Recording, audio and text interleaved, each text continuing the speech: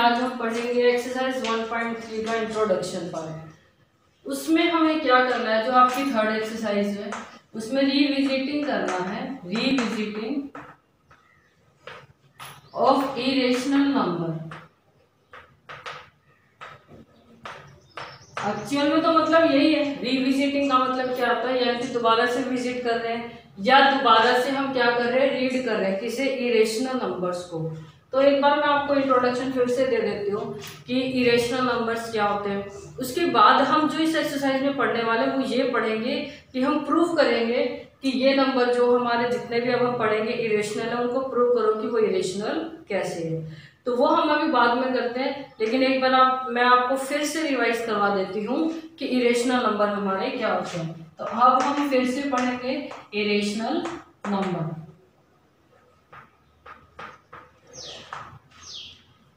Irrational number हमारे कौन से होते हैं स्टूडेंट, इनकी मैं कोई डेफिनेशन नहीं लिख रही हूँ। यानी कि रियल नंबर दो तरह के होते हैं। जैसे कि अगर मैं बात करूँ रियल नंबर की, तो हमारे रियल नंबर, उसमें रियल नंबर के लिए मैंने आपको बताया था डेसिमल फॉर्म आती है, विदाउट डेसिमल फॉर्म आती है। मेरा एक वीडियो मैंने आपको भेजी थी 9th क्लास की नंबर सिस्टम की, उसमें मैंने काफ़ी डिटेल में आपको बता रखा है, लेकिन फिर से मैं बता देती हूँ कि रियल नंबर को हम ऐसे भी तो लिख सकते हैं, रेशनल प्लस इरेशनल। तो आज हम इन्हीं नंबर्स के बारे में पढ़ेंगे। रेशनल हम पढ़ चुके हैं, आज हम इनके बारे में पढ़ेंगे इरेशनल नंबर्स। तो इरेशनल नंबर्स, ये जो रेशनल नंबर्स थे, पहले मैं एक बार इनको बता दूं, ये कौन से थे, टर्मिनेट और नॉन टर्मिनेट बट रिपीटिंग, जो रिपीट होते थे। जो इरेशनल नंबर है हमारे, वो हमारे कौन से होते हैं, नॉन टर्मिनेट, जो टर्मिनेट नहीं होंगे, एंड नॉन रिपीटिंग, जो रिपीट भी नहीं होंगे। इरेशनल नंबर कौन से नंबर्स होते हैं, जो ना तो हमारे टर्मिनेट होंगे और ना ही रिपीट होंगे, यानी कि उन नंबर्स को जो p बाई क्यू की फॉर्म में नहीं लिखे जाते हैं, जो not right in the form p by Q, यानी कि जो रेशनल नंबर नहीं होते वो हमारे क्या होते हैं, इरेशनल नंबर। तो इरेशनल नंबर को याद करने का या समझने का सबसे इजी मेथड क्या है कि आप बस इतना ही याद रखो कि जो ना तो टर्मिनेट होंगे और ना ही रिपीट होंगे। मैं आपको एग्जांपल देती हूँ, जैसे कि मैं यहाँ पे आपको एग्जांपल ले रही हूँ 1.01 0 1 1 0 0 1 0 0 0 1 या 0 0 0 1 1 1।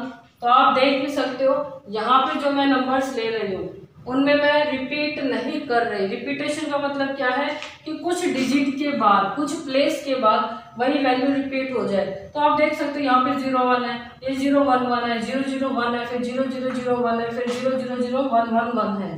तो ये क्या है, ना तो टर्मिनेट हो रहे हैं और ना ही रिपीट हो रहे हैं। तो ऐसे और भी नंबर्स हैं, जैसे कि 1.72 0 7200 72000, कुछ नहीं करना, बस बढ़ाते जाओ आप नंबर 720000। तो ये भी आप देख सकते हो, ये भी क्या है, इरेशनल नंबर है, नॉन टर्मिनेट नॉन रिपीटिंग। इस तरह से मैं और भी लिख सकती हूँ, जैसे 2.510 5100 51000 51000। तो ये भी मेरे क्या है, इरेशनल नंबर है, non terminating and non repeating. तो यहाँ पे उन नंबर्स को, अब एक बात क्वेश्चन यहाँ पे अराइज होता है कि जो इरेशनल नंबर है क्या उनको नंबर लाइन पर रिप्रेजेंट कर सकते हैं। यस, जितने भी इरेशनल नंबर हैं उन सबको हम नंबर लाइन पर रिप्रेजेंट कर सकते हैं, लेकिन वो हमें करना था 9th क्लास में। अब यहाँ पे आपको रिप्रेजेंट नहीं करना, यहाँ पे प्रूव करना है। तो अभी इसको और समझते हैं अच्छे से। जैसे कि मैं अगर यहाँ पे नंबर क्या दे दूँ, 2 3 5 16 17 19 64।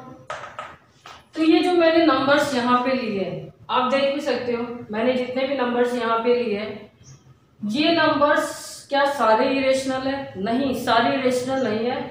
क्योंकि इरेशनल नंबर सम उन नंबर्स को अगर आपको देख के पता करना है कि मुझे देख के पता चल जाए कि ये नंबर इरेशनल है या नहीं, क्योंकि अब स्क्वायर रूट निकालना थोड़ा पॉसिबल नहीं है यहाँ पे सभी नंबर्स का, तो यहाँ पे अब इस फॉर्म में निकालना भी पॉसिबल नहीं है। तो आपको अगर देख के ही पता चलना है कि ये इरेशनल नंबर है या नहीं, कि मुझे देख के ही बताना है, तो आप क्या करोगे, उसके लिए आपको ये ध्यान रखना है कि वो नंबर्स जिनका स्क्वायर रूट क्या आता है, नॉट कंप्लीट या नॉट परफेक्ट, वो नंबर्स जिनका स्क्वायर रूट परफेक्ट नहीं होता। अब आप देख सकते हो ऐसे कौन कौन से नंबर है जिनका स्क्वायर रूट परफेक्ट नहीं है। यहाँ पे √2 है, √3, √5, ये गलत है, क्योंकि 16 का परफेक्ट स्क्वायर रूट क्या हो जाएगा, 4, √16 कितना आ जाएगा, 4 आ जाएगा, तो स्क्वायर रूट तो हट गया ना, इस पे से खत्म हो गया, तो ये क्या था, परफेक्ट स्क्वायर, तो ये क्या है, इरेशनल नंबर नहीं है। 17 है, 19 है, 64 भी नहीं है, क्योंकि क्या होगा, 8 होगा, इसका स्क्वायर रूट होता है 8 का, 8 8 जा 64। अब यहाँ पे जितने भी नंबर हैं जिनका स्क्वायर रूट क्या ना निकले, परफेक्ट ना हो, उन्हीं नंबर्स को क्या कहेंगे, इरेशनल नंबर्स। मैं आपको इसमें कुछ और एग्जांपल दे रही हूँ। मान लो ऐसा आ जाता है, अब ये तो स्क्वायर रूट लगा हुआ था और आपने देख लिया कि परफेक्ट स्क्वायर रूट नहीं है, तो वो इरेशनल नंबर है। क्वेश्चन ऐसे आ जाए कि यहाँ पे आ जाए जैसे कि 15 है, बच्चे क्या कहते हैं कि जितने भी आपने ये नंबर एग्जांपल लिए वो सारे क्या थे, प्राइम नंबर्स। क्या सभी प्राइम नंबर्स इरेशनल नंबर्स होते हैं? क्या सभी प्राइम नंबर इरेशनल नंबर होते हैं? हाँ, जितने भी प्राइम नंबर हैं, तो हम यहाँ पे बोल सकते हैं कि all prime numbers are irrational numbers. पहला पॉइंट तो ये है कि जितने भी प्राइम नंबर होते हैं वो सारे क्या होते हैं, इरेशनल नंबर होते हैं। लेकिन क्या इरेशनल नंबर सारे प्राइम ही होते हैं? नहीं। अब यहाँ पे मैंने एग्जांपल क्या लिया है, 15 लिया है। क्या 15 एक इरेशनल नंबर है? यस, क्योंकि 15 किसी का भी कंप्लीट स्क्वायर नहीं है, किसी का भी नहीं है 15। तो मैंने अभी बताया है वो नंबर जिनका स्क्वायर रूट परफेक्ट नहीं होता है वो नंबर्स क्या होते हैं, इरेशनल नंबर्स होते हैं। तो ये हमारा क्या है, इरेशनल नंबर है, क्योंकि आप देख सकते हो किसी का भी परफेक्ट स्क्वायर रूट नहीं है। तो ये 15 नंबर क्या है, क्या ये प्राइम नंबर है? नहीं, ये क्या है, कंपोजिट। तो जितने कंपोजिट है क्या वो सारे होंगे इरेशनल नंबर्स? नहीं, ये चीज भी गलत है, क्योंकि ये कंपोजिट नंबर तो है लेकिन all composite number prime number नहीं होते हैं। आप देख भी सकते हो 16 भी क्या है, कंपोजिट, 64 भी क्या है, कंपोजिट नंबर है। तो इसका मतलब सारे कंपोजिट नंबर इरेशनल नंबर नहीं होते, कुछ होते हैं जिनका स्क्वायर रूट परफेक्ट नहीं होता। तो मैं ऐसे लिख सकती हूँ, those composite number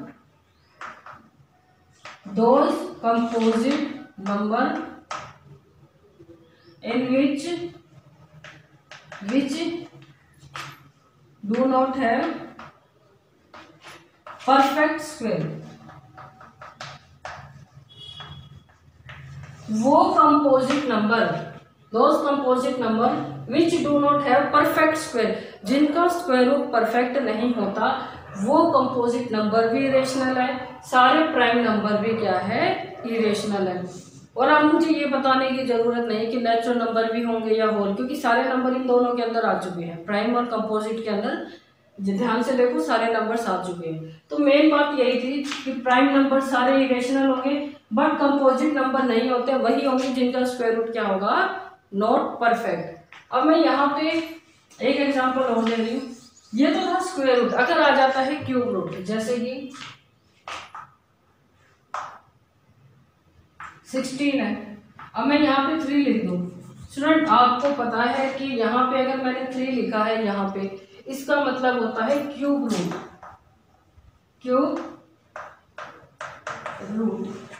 cube root का मतलब क्या है, जैसे आप स्क्वायर रूट निकालते हो ना, मैं एक बार निकाल के दिखा देती हूँ। मान लो मुझे इसका स्क्वायर रूट निकालना है, तो कुछ भी नहीं लिखा होगा, अगर कुछ लिखा होगा तो 2 लिखा होगा, 2 का मतलब स्क्वायर रूट ही होता है। तो यहाँ पे मैं कैसे निकालूंगी, इसके फैक्टर्स बनाऊंगी, 4 4 जा 16, 2 वैल्यू एक बार बाहर आती है, एक पेड़ बाहर आता है, तो यहाँ पे क्या आ जाएगा, 4। आप ऐसे सोल्व करते हो। अब 3 है तो अब 3 वैल्यू का एक पेड़ बाहर आएगा, यानी कि 3 टर्म, एक टर्म बाहर आएगी। कैसे? अब मान लो मुझे 8 का क्यूब रूट निकालना है। 8 का क्या निकालना है? Cube root. तो यहाँ पे मैं कैसे सोल्व करूंगी इसको? पहले तो मैं इसके फैक्टर बनाऊंगी जो प्राइम बनेंगे। अब यहाँ पे 3 है ना, तो 1 2 3, तो ये 3 नंबर एक साथ बाहर आएंगे। 8 का क्यूब रूट क्या आ जाएगा? 8 का क्यूब रूट क्या होगा? सॉरी 2। 8 का क्यूब रूट क्या होगा? 2। ऐसे अगर यहाँ पे 4 है, यहाँ पे 5 है, तो 4 होगा 4th रूट। मान लो ऐसे है 4th रूट, इसको कहेंगे 5th root, 6th root, 7th root, ये चलते रहते हैं। तो जितना नंबर होता है उतनी वैल्यू एक बार बाहर आती है।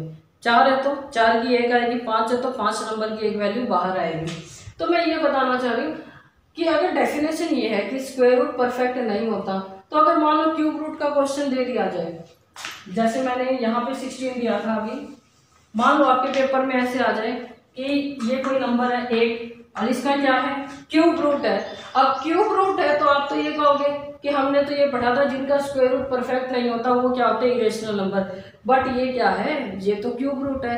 अब ये तो हमें नहीं सिखाएगा कि कैसे इरेशनल नंबर है। तो मैं आपको एक बात बता दूं, आप पहले उसका क्या निकालना? क्यूब रूट निकालना, वो मैंने बता दिया है। क्यूब की जगह 4 है, तो ऐसे मैं एक बार 4 फिर से सोल्व कर देती हूँ। अगर मान लो 4 हमें करना है तो यहाँ पे क्या होगा?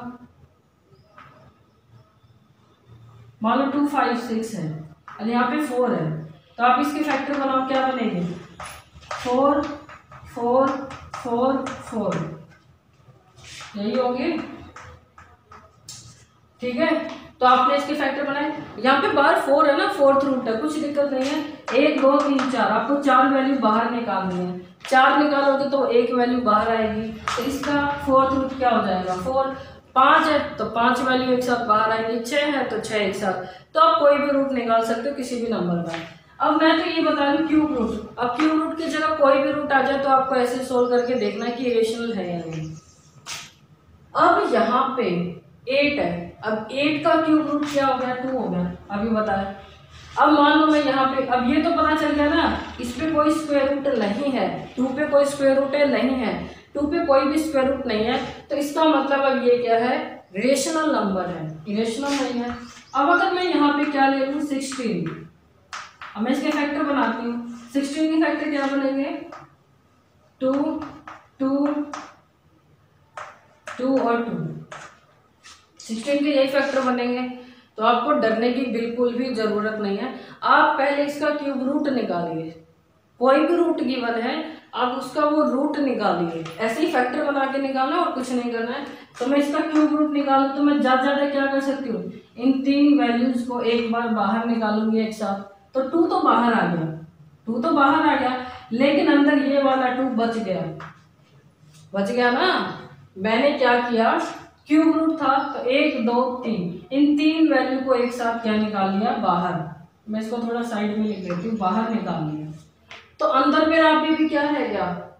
2 रह गया। तो मैंने क्यूब रूट तो यहाँ पे सोल्व कर दिया, मैंने क्यूब रूट सोल्व कर दिया। अब मेरा यहाँ पे क्या रह गया? 2 रह गया। इस 3 को आप यहाँ पे लिखो या ना लिखो कोई दिक्कत नहीं है, ठीक है। ना भी लिखोगे तभी भी नहीं, लिखोगे तभी भी नहीं, बाकी लिख दो तो कोई दिक्कत नहीं है। अब यहाँ पे आप देख सकते हो, क्या इसका जो ये रूट है, क्या ये रूट सोल्व हुआ? अभी भी इसके ऊपर रूट लगा हुआ है ना, तो यानी कि जब तक रूट रहेगा आप उसको सोल्व नहीं कर सकते, या कंप्लीट स्क्वायर रूट नहीं निकलेगा, तो वो तभी भी क्या होगा? इरेशनल नंबर ही होगा। यहाँ पे 2 के ऊपर कोई रूट नहीं है, तो ये क्या है? Rational number. यहाँ पे 2 के ऊपर क्या है?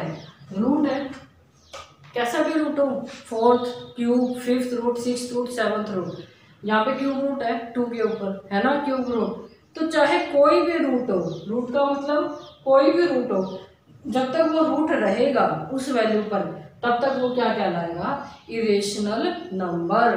तो मान लीजिए पेपर में कई बार क्या होता है, सिर्फ स्क्वायर रूट के क्वेश्चन नहीं आते हैं, हमारे पास किसी भी रूट के क्वेश्चन आ जाते हैं, तो आपको सभी रूट निकालो। रूट निकालने के बाद अगर कोई भी नंबर रह जाता है अंदर, उसके ऊपर स्क्वायर रूट रह जाता है, तो इसका मतलब क्या है? वो एक इरेशनल नंबर है। तो यहाँ पे हम कितने भी रूट आ जाए सोल्व कर सकते हैं और बता सकते हैं कि वो इरेशनल नंबर है या नहीं। डेफिनेशन तो यही काम आने वाली है आपकी। तो अब आगे करते हैं। अब यहाँ पे मैं जैसे आपको एक एग्जाम्पल और देती हूँ। मान लीजिए अगर हमें क्या निकालना है, ये बताना है कि 364 है। अब मुझे इसका चेक करना है कि क्या ये इरेशनल नंबर है। स्क्वायर रूट वाले तो आप बहुत आसानी से सोल्व कर लोगे, स्क्वायर रूट वाले आप कर सकते हो, वो तो आप देख के ही बता दोगे। तो पहले इसके फैक्टर बनाओ, क्या बनेंगे 2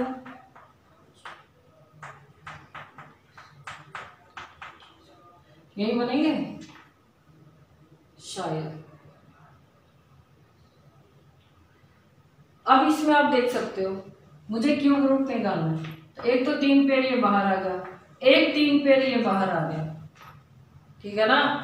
तो यानी कि एक 2 तो ये बाहर आ गया और एक इसका 2 बाहर आ गया, तो क्या निकला 4। तो यानी कि ये क्या कह रहा है कि जब हम 4 का क्यूब करेंगे, जब हम क्या करते हैं 4 का क्यूब, तो क्या मुझे 64 नहीं मिलेगा, मिलेगा। तो यानी कि परफेक्ट क्यूब रूट था ना, ये परफेक्ट क्यूब रूट था, इसको बोलते हैं cube root, perfect cube root था। क्या यहाँ पे रूट रहा, नहीं रहा, आंसर क्या आ गया 4। और 4 क्या एक रेशनल नंबर है।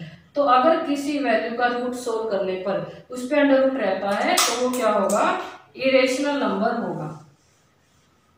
अब मैं आपको एक बता देती हूँ कि कौन कौन सी वैल्यू इरेशनल होती है, जो सिंपल होती है, जो यूज भी करते हैं। आपने 9th क्लास में एक चैप्टर किया होगा सरफेस एरिया एंड वॉल्यूम, वहां पे आपने पाई की वैल्यू यूज की होगी, पाई बोलते हैं ना इसको। तो इसको कैसे लिखते हैं, 22/7 और 3.14 डैश लगाते हैं। पाई क्या है, अब पाई क्या है, रेशनल है या इरेशनल है, कंफ्यूजन होती है। मैं आपको आज क्लियर कर देती हूँ आपका ये डाउट। पाई की वैल्यू अगर आप ये देखते हो 22/7, तो आप ध्यान से देखो पी बाई क्या की फॉर्म में है, क्या नॉट इक्वल टू 0। अगर मैं इस तरह से इसको देखती हूँ तो 22/7 क्या एक रेशनल नंबर है, बट अगर मैं 22 को किससे डिवाइड करती हूँ, 7 से, अगर मैं 22 को 7 से डिवाइड करती हूँ तो ये क्या आएगा, मेरा कुछ ऐसा आएगा नंबर 3.14 समथिंग। और आप डिवाइड करके देख सकते हो 22 को 7 से, ये जो वैल्यू आएगी ना तो ये टर्मिनेट होगी और ना ही ये रिपीट होगी, non terminate non repeating, check भी कर सकते हो। पाई की जो वैल्यू होती है ना तो वो टर्मिनेट होती है ना ही वो रिपीट होती है। तो हमारा पाई क्या होता है, एक इरेशनल नंबर है। पाई क्या है, एक इरेशनल नंबर है। और एक बात मैं आपको ये बता दूं, जो पाई की ये वैल्यू होती है ना हमारी 22/7 3.14, ये क्या है, not exact value, exact value नहीं होती है, ये इसके अप्रोक्सीमेट होती है, ये इसके अप्रोक्सीमेट होती है। और क्वेश्चन सोल्व करने के लिए हम इनको यूज करते हैं। पाई की एग्जैक्ट वैल्यू ये नहीं होती है, बस हम इसको अप्रोक्सीमेशन के लिए यूज कर लेते हैं। हमें क्वेश्चन सोल्व कर रहे हैं तो 22/7 भी लेते हैं, कभी कभी 3.14 भी लेते हैं, दोनों का मतलब एक ही है यहाँ पे, पर ये एग्जैक्ट वैल्यू पाई की नहीं है। इन वैल्यू को देखकर हम यही कहेंगे कि ये क्या है, इरेशनल नंबर है। दूसरा क्या है, जो ई होता है, ई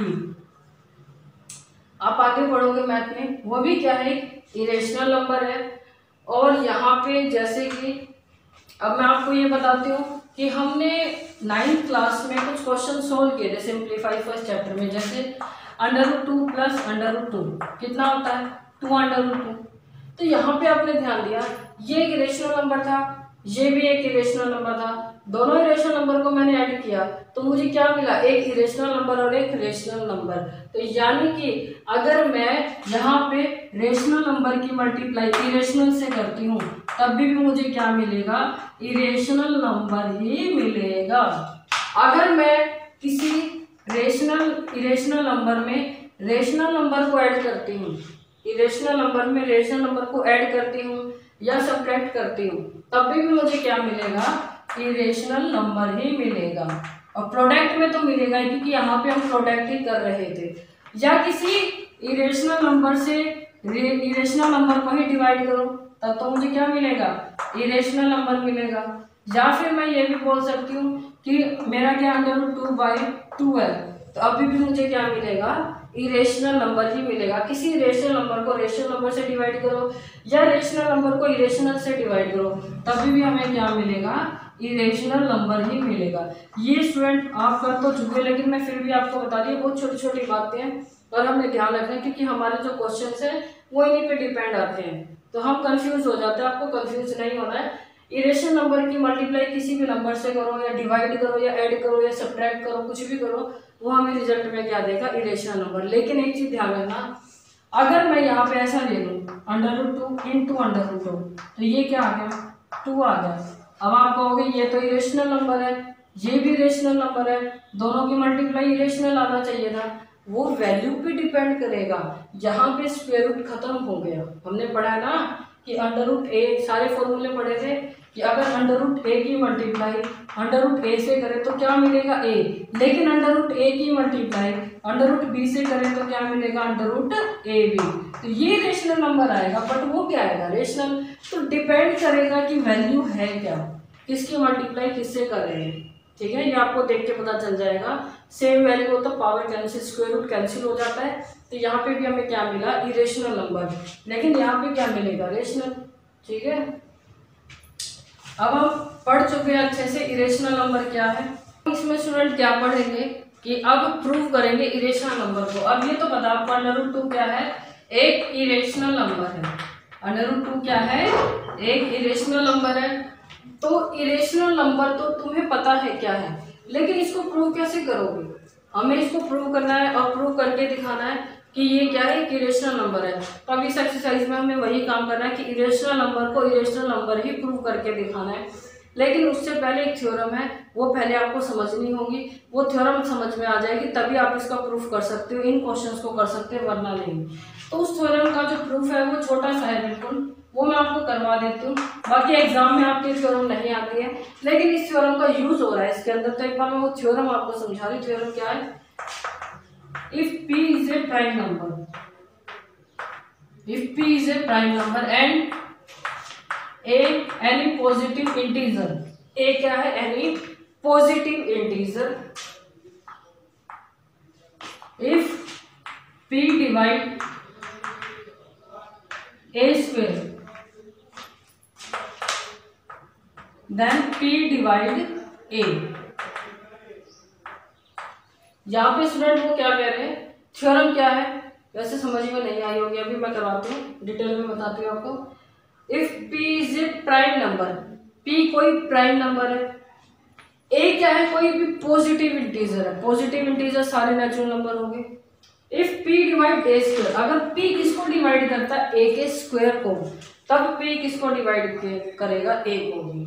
तो करते हैं, जैसे कि इसने क्या बोला है, a भी यानी पॉजिटिव इंटीजर, तो मैं राइट कर लेती हूँ a को भी मेरा पॉजिटिव इंटीजर है, और p क्या है, प्राइम नंबर है। अगर p किसको डिवाइड कर रहा है, a स्क्वायर को, तो p किसको डिवाइड करेगा, a को भी करेगा। तो ये तो कंफर्म है कि a के फैक्टर में क्या होंगे, सारे प्राइम नंबर्स, और वो किसको डिनोट करेंगे, p को।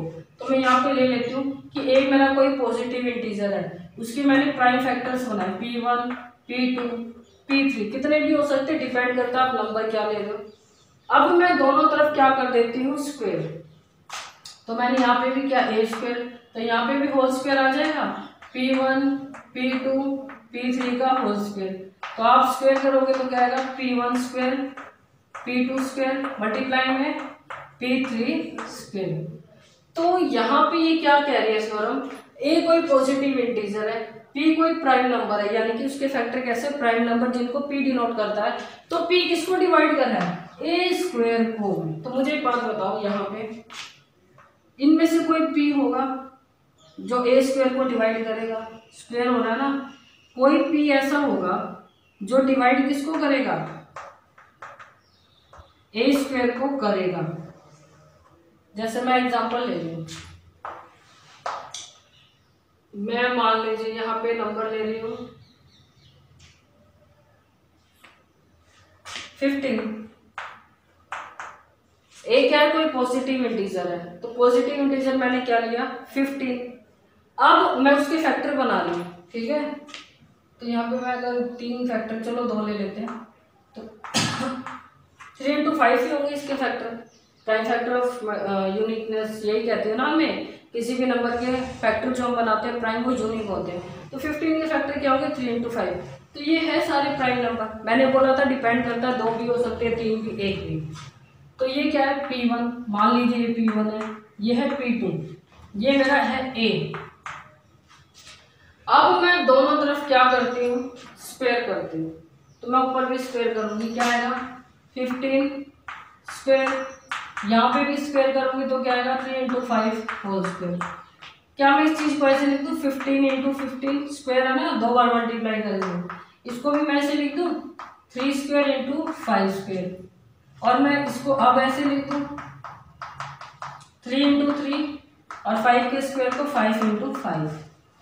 क्या मैं ऐसे लिख सकती हूँ, लिख सकती हूँ, क्योंकि स्क्वायर है ना तो 2 बार लिखेंगे, 2 बार मल्टीप्लाई हो रही है। यहाँ पे 5 का स्क्वायर है तो यहाँ पे भी 2 बार मल्टीप्लाई। अब थ्योरम क्या कहती है कि इनमें से कोई एक p होगा, स्क्वायर नहीं p होगा, तो वो p कुछ भी हो सकता है, क्योंकि 1 मिनट में यहाँ पे लिखती हूँ।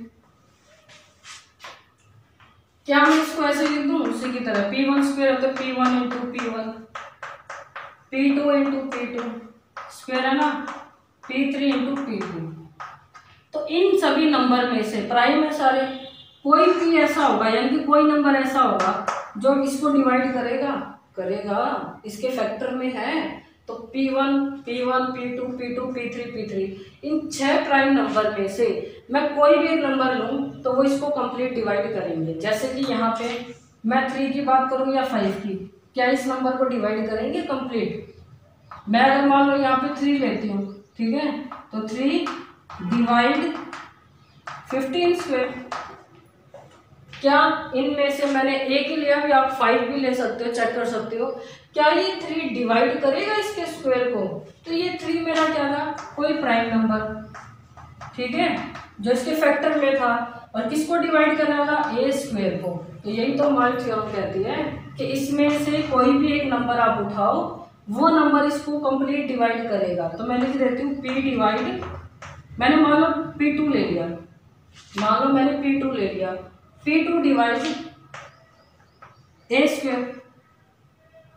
अब ये जो p2 है ना, मैं इसको p ही नाम दूंगी, मतलब मैं सभी को p से डिनोट कर रही हूँ, इसलिए मैंने एक बार p2 लिखा था आपको बताने के लिए, लेकिन मैं एक बार p की बात करूंगी कि p सभी प्राइम नंबर को डिनोट कर रहा है।